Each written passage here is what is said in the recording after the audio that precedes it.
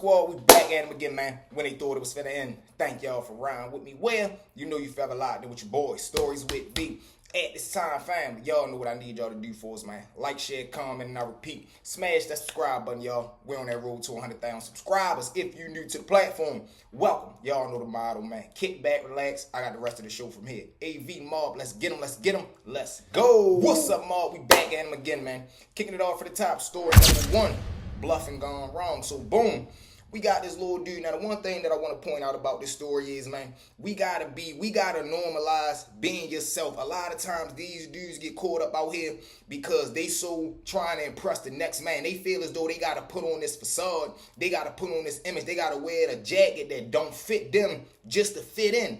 And I never understood that, but 9 times out of 10, when a person going out their way, bluffing, trying to act like they something that they not, 9 times out of 10, it always end them up in trouble, and it always end up exposed to who they truly is. So boom, little dude, he jump off the porch. He come from a well-known block that's full of hustlers, money go-getters, and head tappers. But for some reason, some odd reason, he was fascinated with the gang life. So now he migrate away from his hood, go all the way across town, lands on another block, messing with a whole nother group of little dudes, and they playing the gang banging game. So whole time, of course, he gets involved with them. But during this time, he's still in high school, so he's still in his juvenile days for real. So now, when he going up to school, the little dudes that he rocking with over there at this new block, when they go to school, they going at it with rival gangs. It's probably like 4 different gangs at the high school that he go to. So boom.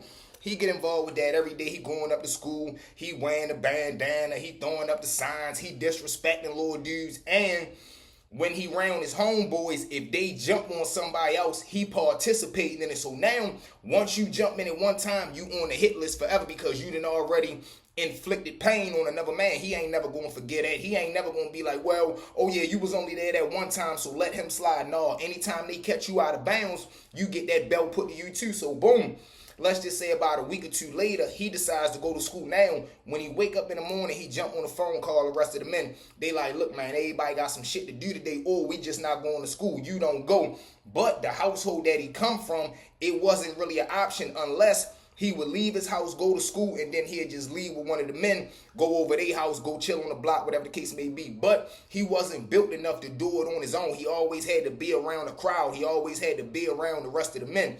So now he decides, man, fuck it, I'm going to go to school today because he feel like everybody already know if something happened to me, my homeboy's coming up there, but everybody don't care about that. I don't care if you consider yourself the toughest man alive. It's always going to be somebody that's tougher. It's always going to be somebody that want to see about that shit, that want to see is you really as tough as you say you is. So boom.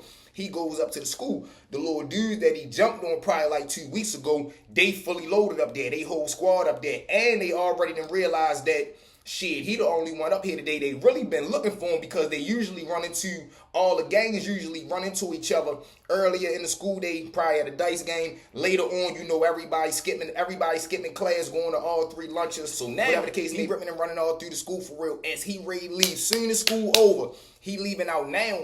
He got an uncle that's supposed to be picking him up, but the uncle, he a young boy for real. He a younger uncle, so he parked across the street at the gas station. He bipping him a little sale when he ready to grab him a box of miles. So boom, as the nephew was coming out to school, the little dude spotted him. They trash him in front of the school. I'm talking about they punished this boy so bad. After they get to putting that motherfucker on him, not the hammer, they just put the hands on him. After they flush him out, they dumps him in the trash can. So now, by the time Unc pull up, he spotted his nephew jumping out the trash can, so he hurry up, run to the car. He let Unc know what's going on. His eyes swollen. He got blood shooting out his nose, lip busted. So now Big Unc like, man, what the fuck? Who did this? Whole time, the nephew get the point at the little dudes walking off. They all right there dabbing each other up, throwing up their little signs, whatever the case may be. Now, what he don't know is, when he tell Big Unc this, Big Unc only know how to take it one way, and that's violent. He only know one way to take it is as disrespect. Y'all didn't just punish my nephew, and y'all took it too far because it's like 8 of y'all, and y'all left him in the trash can. But what he not knowing is just 2 weeks ago, your nephew was in a pack of 8 dudes jumping out on one little dude. Big Unc don't know this though. He immediately grab up under that seat, grab that hot shit, he jump out the car. But now when he jump out the car, he tell his nephew, man, go see one of them niggas now. So now he more so on the tip like, Man, you ready to get your one, you ready to get your get back, and ain't nobody gonna do nothing to you. So whole time they walks back over there, big on say, man, turn around. One of y'all see my little man's on the one, say him on the one. So now they like, what? Fuck is you talking to? But they don't see that shorty got that biscuit in his hand, and this is on a high school ground. This is on their property. Whole time they walks right into each other. One of the little dudes just crack off on the nephew. Mop, mop. Once he catch him 2 times, the nephew get to stumbling back. But I guess he tried to fight back. He tried to throw like a little 2-piece. Whole time shorty weed that shit. He catch him with a vicious 2 left. Mop, mop. Caught him with a right. Bing! When he catch him with the right, shorty goes out cold. Now when he do that, the uncle turn around and he go like he ready up. But as he ready go to up, like I told you, it's like 9, 10 of the little dudes that's in the other gang standing right there. One of the little dudes crack off on him. Bitch! Now when he cracked the uncle, he feel that shit. Just like how the impact I just made. Boom, he cracked him. The uncle go to stumbling down. Little dude try to grab the joint. But as big uncle come up, he just come up, get to hit him. Boom, boom. He hit the little dude right there. And now he just get the hand out at the crowd. But as he start letting that shit dumping at the crowd, the nephew is getting up off the ground. He go to charge the little dude that just knocked him out. So now he running towards the crowd, that big uncle dumping it. I don't know why he ain't stopped for a second just to think what the fuck is going on around you, because all he had to do was look to his left and he could have seen that his uncle is dumping into a crowd that you running towards. Whole time little cuz take off, start running towards the crowd. The little dude that tried to grab it and that cracked him, he already down. Unc done already hit him. Now he banging towards the crowd. Nephew run across. He ends up getting hit twice. One on the side, one in the neck. He falls to the ground. He M1 clear. And another civilian end up getting hit. But he pulled through. So now at the big Unc get done dumping, he turned around and started taking off to the car. He done blanked out, forgetting that his nephew right there. He turned around and grabbed him. Keyshawn. So when he yell out Keyshawn, he see what the fuck he done just did, because now everybody scared. It's people coming out of like the cafeteria, the front of the school. Now he can hear the sirens and shit coming. So now when he look, he see the little dude that he put down, the 2 other little guys that's caught up in it. But now he locked eyes dead on his nephew. He like, man, what the fuck? He loses his mind. He start taking off, running towards his little soldier. He grab him up. He's trying to grab him and run off towards the car. But as he go to take off towards the car, the police are already pulling up. Drop him down. Put your hands in the air. Put your hands on the air. Get on the ground. Whole time big Unc trying to go off, letting him know, man, my little man hit. My little man hit. They telling him, get the fuck on the ground. Whole time he lays down. He lay his nephew down. They run right there, cuff him up, grab little nephew. They trying to do the best that they can to rush him down, shock trauma. He get down there, but for real, they pronounce him on the scene. But you know, with protocol, you still gotta rush him down and take him up and down, up and through there. They take him down, shock trauma, send him through. He ends up not pulling through. He clear. Uncle get booked for 2 M1s in an attempt. He's still serving time to this day. All over nothing. All over somebody wanting to be something that you wasn't. You get what I'm saying? Rest shorty, but all this over wanting to get involved in something that you ain't had to, because you already came from a solidified block. Your block already had made men, go-getters, fly guys, head tappers. You ain't had to go out your way, migrate all the way to another hood just to play gang ties. Like, you ain't had to do that, man. So shorty, rest up. And, you know, big on 2. But with that being said, family, wicked and wild situations. Let's jump into story number 2. Now, my story number 2, man, another wicked and wild situation. Like I told y'all, I used to work at this little dinner warehouse, right? So now, like any other warehouse, wicked and wild love affairs, dude. Girls, they in there going at it, they cheating on each other, drama, bringing it to the workplace. It was off the chain. So now we had these 2 dudes. They was in love with the same broad. Now the crazy thing about the broad is she wasn't really a girly girl. She was more on the gangster side. We actually nicknamed her Gangster. So now, but they had a thing for her. They liked her. So now, one of the guys, both of them was really like coon boogers, but one of them thought they was tougher than the other dude. So now, they used to have this thing. They would see each other during the day. And she was so vicious, like we all in the same building. One of the boyfriends was on this side of the building. The other boyfriend was on the other side. So she might go chill with him during the day, chill with him at the lunch. But she dictating both of them for money. And or if she needed a ride, she needed grass, whatever the case may be. Now, also at the warehouse job, we had what you call a bill or the tab. Meaning,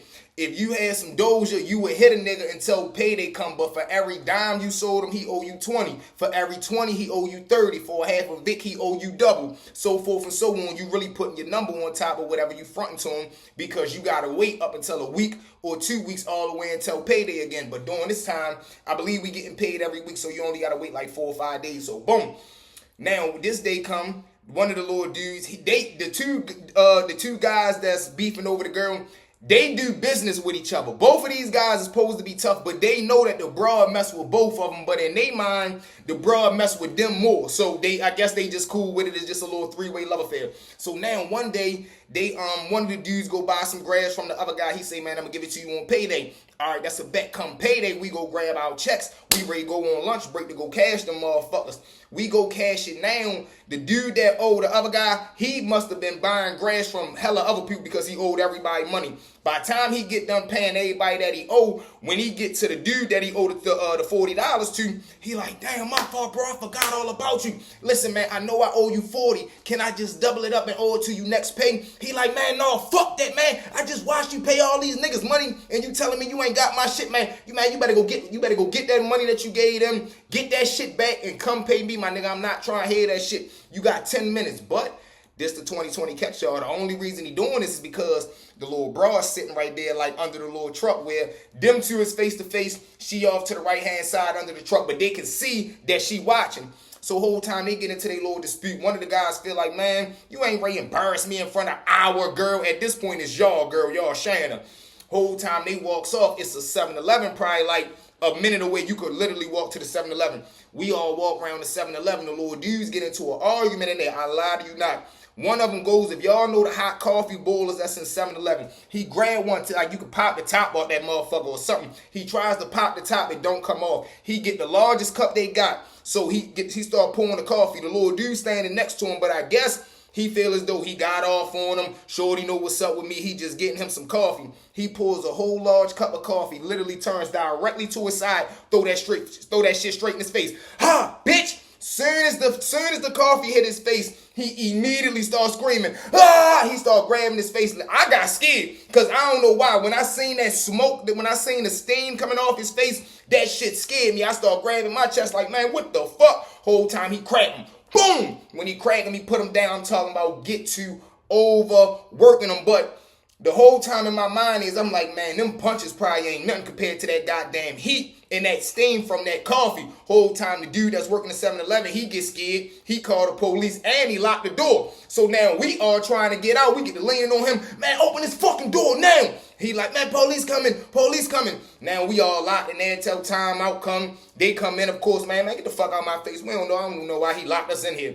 We gets up out of there whole time. The owner start pointing to the two guys, and he can already see bro faces. Man, this shit was a mess. So whole time he books him. The other little dude get rushed down to the hospital. By the time he came back, man, the face was just, I don't even want to discuss that. But that was one of the most wildest situations that I seen, man. And the broad, she right there trying to console the dude that got his face hit. But when the other dude get out, she acting like, man, listen, he calling her from over the jail, but you right here in the dude, in the victim face, consoling him. This was the wicked and wild love affair that was going on back there, man. But y'all know the motto, man. Wicked and wild situations. With that being said, family, thank y'all for riding with me. Well, you know you forever locked in with your boy, Stories with V. At this time, one more time for me, family. Like, share, comment, and I repeat, smash that subscribe button, y'all. We'll be at 100K in no time. From the bottom of my heart, I love each and every one of y'all, man. Hit that like button, hit that share button, hit that subscribe button. Y'all know the motto. Let's get them, let's get them.